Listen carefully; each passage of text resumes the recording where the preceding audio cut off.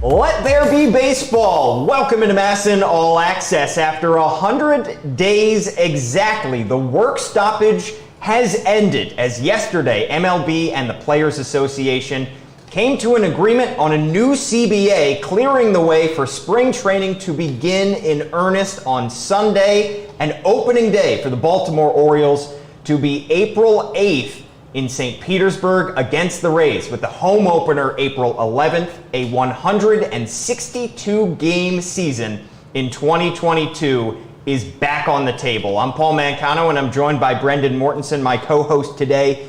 We are taking your comments live on Facebook and YouTube as we discuss what the Orioles have done so far this offseason and where they go from here as teams scramble to fill their rosters and get ready for spring training. But first, Brendan, boy, does it feel good to be back. Yeah, a really exciting day for baseball, Paul, and it seems like a lot of progress was made in this new CBA. And a few weeks ago, it did not look like a 162-game season was going to happen or even get close to 162 games. But here we are with a full season on the schedule, and it's really exciting. Plenty of rule changes, both money-wise and on the field. Let's take a look at some of the changes that have been made. Starting with the money, increases in minimum salary, competitive balance tax thresholds, those were the big ticket items as the two sides negotiated a new CBA. On the field, 9-inning doubleheaders, so no more 7-inning doubleheaders from here on out.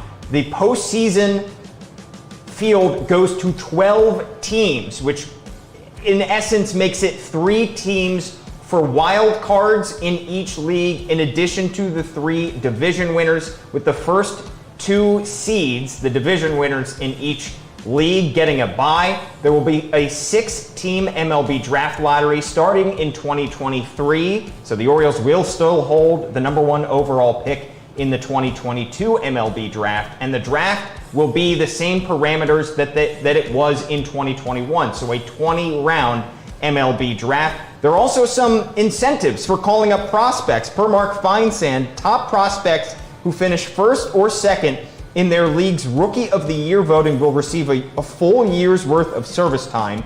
And teams that promote top prospects to the opening day roster will also be eligible to receive draft picks with top 3 Rookie of the Year and top 5 MVP or Cy Young finishes. Brendan, as that relates to the Orioles, you can think of a few top prospects that might fit under that billing, and it begins with Adley Rutschman. It sounds like the Orioles might have an incentive for calling up Adley Rutschman on opening day and having him make their opening day roster. Yeah, we don't quite know all of the details yet. As of right now, we just know that it's a draft pick that you would get in compensation if you do call up a top prospect. But if it's a good enough draft pick, the Orioles have 2 of the top 5 prospects in all of baseball across pretty much any outlet you look at. And of course, the #1 prospect in all of baseball, Adley Rutschman, who has a pretty good chance to finish in that top 3 or top 5 in Rookie of the Year voting if he's promoted at the beginning of the season. So if there's an incentive for the Orioles to call him up early based on his performance, Adley Rutschman could be on the opening day roster with this new rule. In addition to the Rookie of the Year, you have the MVP finishes and Cy Young finishes. Think of another pitcher who might fit under that bill, Grayson Rodriguez. I know he didn't pitch in AAA Norfolk last year, but Mike Elias did say that it wasn't a prerequisite that any pitcher, including Grayson Rodriguez, pitch at AAA Norfolk before getting called up. This opens the door, potentially, Brendan, to have Grayrod make the opening day roster, although I think that's probably a smaller % chance than it is for Adley Rutschman. Yeah, given the fact that Adley Rutschman has already spent time at AAA Norfolk and seems pretty major league ready, I would give him much better of a chance to actually make the opening day roster. But Grayson Rodriguez is still one of the top prospects in all of baseball, and if he were to be called up earlier than expected, I think there's a pretty good chance both of these guys could finish towards the top of the AL Rookie of the Year voting and both be eligible for those incentives. So with the lockout ending, transaction freeze ends as well, as teams can make changes and additions to their 40-man roster. Now, the Rule 5 draft is canceled, but that doesn't mean that the Orioles can't add talent via trades or free agency. Let's take a look at what some of the biggest moves around baseball were right before the lockout, as there was a scramble to sign some of these free agents before they went into the December 1st deadline. Some major deals getting done right up to the deadline. Texas landed Corey Seager, Trevor Simeon, and John Gray. The Mets signed Eduardo Escobar, Starling Marte, Mark Canha, but they weren't done. Detroit threw a ton of money at Eduardo Rodriguez and Javier Baez. Our old friend Kevin Gausman came back to the AL East, signing in Toronto. Dodgers got Chris Taylor back, but the biggest deal of the offseason so far, Max Scherzer to the Mets on a 3-year, $130 million deal. And Brendan, those were massive deals that were signed right before the deadline. But there's still plenty of intriguing free agents and even some big ticket free agents left out there as teams begin to get ready for spring training here. Yeah, Carlos Correa, of course, one of those big ticket items as we look at comments on Facebook and YouTube as people are following along. Everybody wants the Orioles to sign Carlos Correa, and we're still waiting to see where he goes. But the nice thing about that graphic you just put up, Paul, there was only one AL East team on there as the Blue Jays got Kevin Gausman. I would expect that to change pretty soon, as I'm sure teams like the Yankees and the Red Sox will be a lot more active. Well, the Orioles made plenty of moves right before the lockout, and they even made some during the transaction freeze. Let's take a look back at some of the moves that the Orioles made, the most impactful moves that they made before and during the lockout. It's been a long, cold winter, but the proverbial ice is finally thawing on the transaction freeze. So let's take stock of where the Orioles stand as the hot stove reheats. With Adley Rutschman waiting in the wings, the O's have dramatically reshaped the catching position. That's blasted to left by Severino. It is out of here. Both Pedro Severino and Austin Wynns were outrighted early in the offseason. The O's added veterans Jacob Nottingham and Anthony Bemboom on minor league deals, but there are still no backstops on the 40-man roster. And Rougned Odor picks up a 2-run single in the 5th to put the Yankees on top. After being let go by the Yankees, Rougned Odor inked a 1-year deal in Baltimore, adding much-needed depth to the O's infield. But the biggest contract of the offseason for the Orioles so far went to righty Jordan Lyles. Another strikeout for Lyles. Again, he pulls the string. The former Ranger got $7 million guaranteed, the largest commitment Mike Elias has made to a free agent since he took over in Baltimore. Lyles figures to slot in behind John Means in the rotation. Swing and a miss by Mercer. Good breaking ball by Perez. The Orioles also added a pair of pitchers via waiver claims, lefty CNL Perez and righty Brian Baker. And while the Rule 5 draft was pushed back, the deadline to protect players was not. Pitchers DL Hall, Kyle Bradish, and Kevin Smith were among the 6 prospects added to the 40-man in November. There was a surprise subtraction, however. Harvey comes in, he goes pop out, fly out, strike out. Reliever Hunter Harvey was placed on waivers and claimed by the Giants, ending a promising but injury-riddled tenure in the Orioles organization.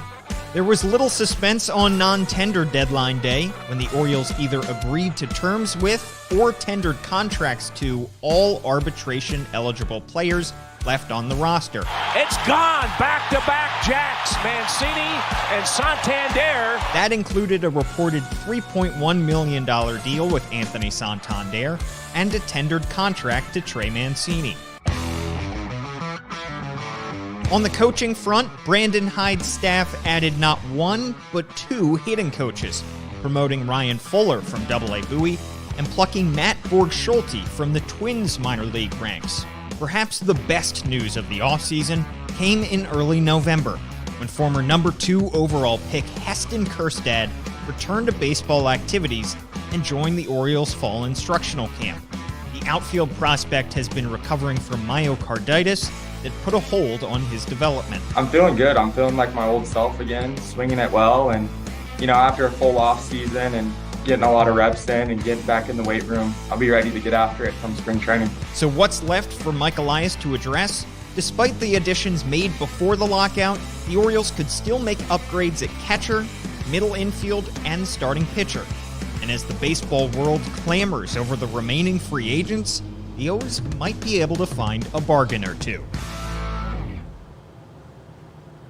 So before December 1st, some of the big moves included outrighting both Pedro Severino and Austin Wynns, signing infielder Rougned Odor to a one-year major league deal, claiming lefty CNL Perez and righty Brian Baker, agreeing to terms with righty Jordan Lyles right before the lockout commenced, still waiting for that deal to become official. But the Orioles weren't just active before the lockout.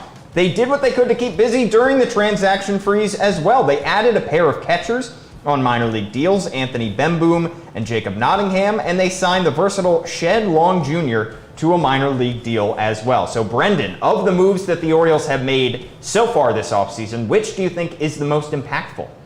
Well, I think of the guys on that list, Jordan Lyles is more than likely going to be the Orioles' number 2 starter in the rotation this year, so he'll probably make the biggest impact. Rougned Odor seems to be in a pretty good spot to be the Orioles' opening day second baseman, so I think those two are going to make the biggest impact in Baltimore this year. But there's some interesting names in there as well. We could see one of those relievers make an impact out of the bullpen, and then I think probably one of the catchers that the O's brought in on a minor league deal will probably get the backup catcher spot. Whether the starting catcher spot goes to Adley Rutschman or another free agent that's brought in still remains to be seen, but I think one of those guys could be the backup this year. So you look at the moves that the Orioles have made and some of the moves that are left on the table.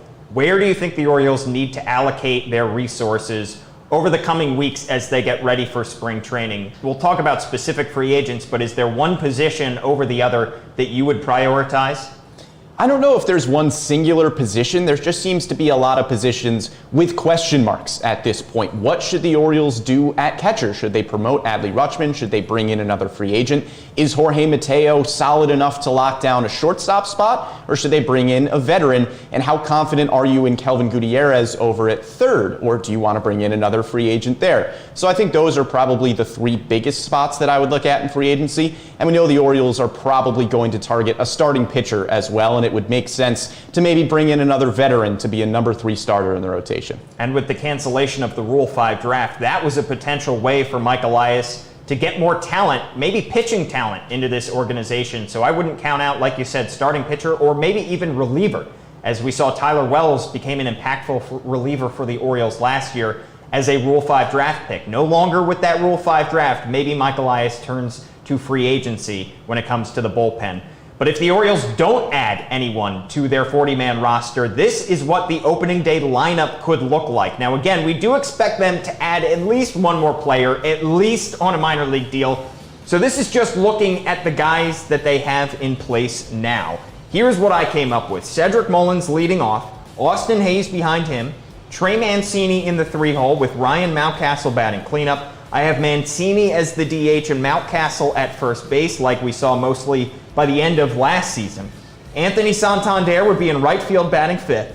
Free agent addition Rougned Odor would start at second base and bat 6th. Then Ramon Urias as your starting shortstop with the chance that Jorge Mateo could unseat him. Kelvin Gutierrez at 3rd and Jacob Nottingham as your opening day backstop with, of course, John Means on the mound for opening day in St. Petersburg. Brendan, this is just my guess, but if you were Brandon Hyde trying to compile an opening day lineup, would it be similar to that or would you make any changes? Yeah, I think if the Orioles don't make any more moves, like you said, I think the only spot where there's really a toss-up is at shortstop. Do you want Ramon Urias to kind of stay as a versatile bench piece that you can use in a bunch of different roles and give Jorge Mateo a shot there? Or do you want Ramon Urias to take the reins? And I also think Rougned Odor has the possibility to bounce around between second base and third base. He played a little at the hot corner for the Yankees last year, and maybe you try to give Jahmai Jones more of a chance. But the top of the lineup looks pretty solid, and that's exciting for the Orioles. The outfield seems to be pretty set, and you have a dynamic duo at that first base DH spot with Ryan Mountcastle and Trey Mancini. So the top 5 seem to be really solid so far. I'm glad you mentioned third base. Let's take a look at some of the free agents available at that position. Some guys already taken off the board before the lockout commenced, but there are some intriguing names. Charlie Culberson remains a free agent. Ronald Torreyes as well. Both those guys coming off nice 2021 seasons.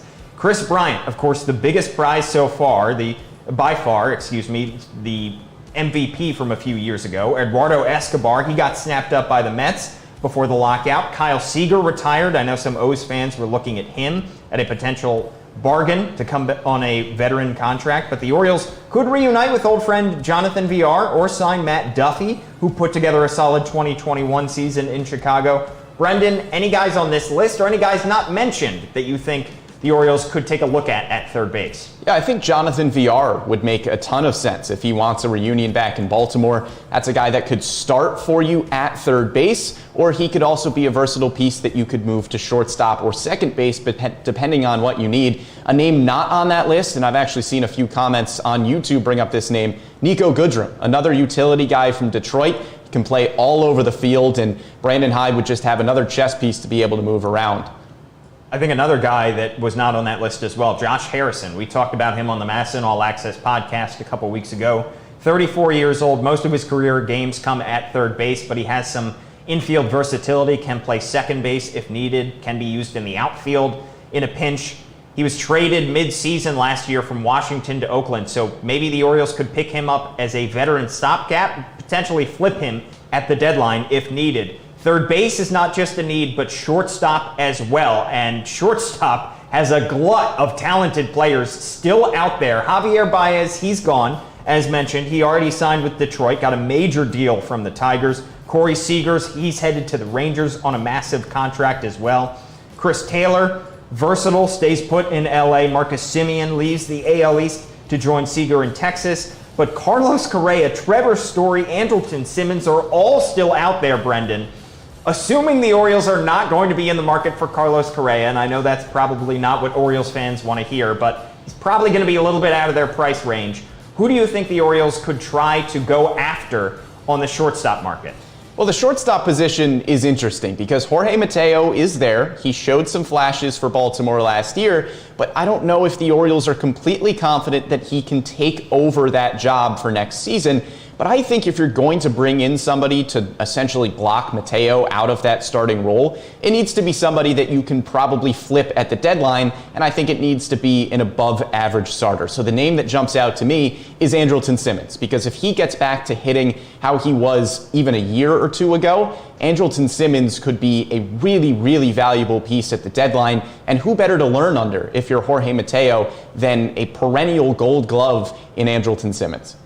It seems the Orioles might be able to benefit from the fact that this shortstop market is so front-loaded. Maybe they could get one of these second-tier shortstops on a slightly smaller deal than they were expecting initially. I think of Jose Iglesias, their old friend from a couple years ago. I know the Orioles loved having him, and he was incredibly productive in a small sample size for them in 2020. He's still out there after he finished the season with Boston. Donovan Solano is still out there, an intriguing name. Marwin Gonzalez, another guy who probably doesn't profile as an everyday shortstop, but has the versatility to move around the diamond and would be a nice veteran presence as well, with a Houston connection to Mike Elias as well. So that's how the Orioles could upgrade their lineup.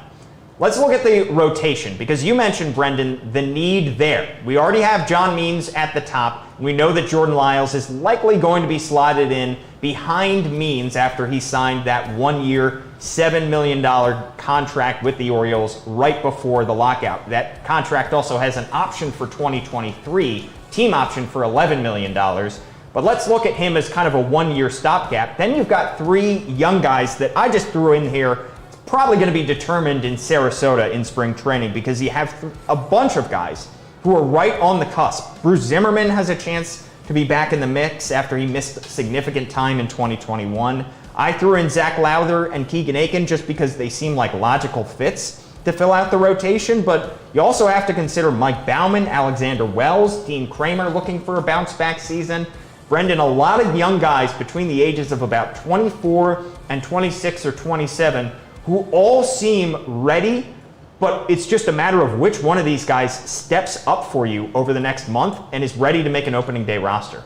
Yeah, that's the balancing act that Mike Elias is going to have to figure out here, because on the one hand, it seems like you could really use another veteran pitcher to maybe be the number 3 in this rotation. John Means and Jordan Lyles are solid, and then after that, you're not really sure who the rest of your starting rotation is going to be. So in that instance, it makes sense to bring in a veteran pitcher. But like you said, there are so many young guys that at least have the potential to be a solid starter in the major leagues, and you want to see that out. You want to be able to say, you know what, we did our due diligence on all of our young pitchers in the system. So I think it's really going to come down to some spring training battles. Which of these young guys are going to be able to get the number 4 and number 5 spots in the rotation? Because I think the side of getting a veteran pitcher for that number 3 spot is probably going to win out. Around this time last year, we saw the Orioles ink minor league deals with Felix Hernandez and Matt Harvey. Do you think the Orioles could go that route again as they gather their team in spring training? Maybe not spend big money on a major league free agent, but add a couple wild cards that could factor into the rotation somewhere down the line? I don't know if it'll be a minor league deal, but I think something a little less expensive is probably likely. I don't think we'll see the Orioles add another starting pitcher for the amount of money that they gave to Jordan Lyles of upwards of $7 million. But I think they could realistically add another starting pitcher on a major league deal for, say, $1 million or $2 million. That makes sense as maybe a one-year deal in Baltimore. Here are some of the lefties on the market right now, and keep in mind that the Orioles have John Means as their ace. He's a lefty. They also have Bruce Zimmerman as a lefty. Zach Lowther and Alexander Wells, both those guys are lefties as well. So maybe the Orioles go for a righty, but there are some intriguing lefties out there. Clayton Kershaw, still on the market, likely to either return to LA or go to Texas based on some reports. Robbie Ray moves from Toronto to Seattle, so he is out of the AL East. Eduardo Rodriguez also left the AL East, going to Detroit. Carlos Rodon is still out there, coming from the White Sox. Could be another big ticket item in free agency as a lot of teams look to upgrade their rotation. Alex Wood stays in San Francisco. James Paxton signed in Boston after a kind of injury-riddled time in Seattle last year, and Steven Matz goes from Toronto to St. Louis. So Brendan, do you think that the Orioles will look more for a righty as opposed to a lefty, or do you think after they sign Jordan Lyles a righty, it won't really matter to them? Well, I think conventional wisdom would tell you that it's probably going to be a right-handed pitcher, because unless Mike Baumann cracks this starting 5, Jordan Lyles is your only right-handed pitcher, assuming the rest of the rotation is what you had before with Bruce Zimmerman, Zach Lowther, and Keegan Aiken. Combining them with John Means, that's 4 lefties. So I don't know if the Orioles particularly care too much how many lefties you have in the rotation, but I think if they were going to choose between the two, I would guess it would be a right-handed pitcher. Some names not on that list that are on the righty starter list. Zach Greinke, he has the Houston connection, though didn't really overlap too much with Mike Elias. He is still out there and is a veteran, probably going to sign with a contender, but a lot of the big ticket righties are off the board. Max Scherzer, as mentioned, went to the Mets. Marcus Stroman goes to the Cubs. Anthony DeSclafani stays in San Francisco. Kevin Gausman signed a huge deal with Toronto. Justin Verlander stays in Houston, and Noah Syndergaard signing with the Angels after leaving the Mets. Those are the big item guys, but Brendan, I want to throw one more name at you of a guy who's not on that list. Aaron Sanchez, 29-year-old, former All-Star back in 2016 with Toronto. He signed a one-year, $4 million deal last year with San Francisco, and he really didn't get much playing time. Made only 9 appearances, started 7 games, was good in those 7 starts, but we didn't see a whole lot of him. Maybe the Orioles look for an Aaron Sanchez type as a veteran righty to sign to a lower term deal. What would you think of something like that? And are there any names that we haven't discussed here that we should be considering? Yeah, I think that makes a ton of sense on kind of a prove-it deal. You sign a lower money, just 1-year deal somewhere, and you're trying to prove to other teams that you're worthy of a longer-term deal down the line. I think another name that kind of fits that bill is Chris Archer. He's been dealing with injuries kind of throughout his career over the last few years especially, and Chris Archer could really use a prove-it deal. He could really use a 1-year deal with a team like Baltimore that's going to give him a chance to be a starter every 5 days and see if he can get his career back on track. So I would assume that the Orioles are going to make a lower value deal for a number 3 guy that might be an older veteran just looking to prove something. Well, I'm excited to see who shows up to camp and what they look like when they show up to camp as players start reporting in Sarasota, Florida for spring training at the Ed Smith Stadium complex, with spring training beginning in earnest on Sunday. Please follow us at MASN Orioles on all of your social media channels and MASNsports.com, as well as the MASN app, as we will have you covered throughout spring training as we ramp up very quickly to an opening day on April 8th in St. Petersburg, with the home opener for the Orioles coming April 11th against the Brewers. That's a Monday. We cannot wait to cover baseball again. It's back in our lives, Brendan. Feels good to be back, and this is going to be an exciting month as teams scramble, try to get their rosters together, and start to put games on the field, players on the field, as spring training and exhibition games will begin soon.